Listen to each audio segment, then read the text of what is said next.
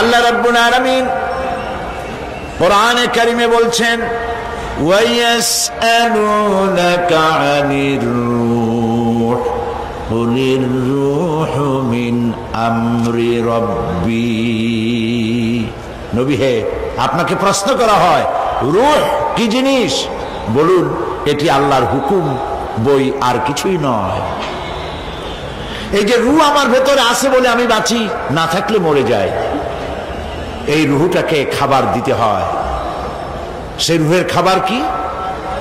Biryani, pulao, zarda, kebab, Chinese, any food, any fruits, কিচ্ছু না। দেহ যেহেতু তৈরি পৃথিবীর মাটি দিয়ে, তাই খাদ্য তৈরি হয়েছে পৃথিবীর মাটি দিয়ে। আর যেহেতু রূহ এই পৃথিবীর নয়, এসেছে আলমে আরওয়াহ থেকে, সেই জন্য রূহের খাদ্য পরিবেশন করেছেন আল্লাহ পাক আলমে আরওয়াহের লোহে মাহফুজ থেকে রূহের খাদ্য পেশ করে দিয়েছেন। সেই রূহের খাদ্যের নাম তেলাওয়াতে কোরআন, তেলাওয়াতে কোরআন, তেলাওয়াতে কোরআন। আলহামদুলিল্লাহ।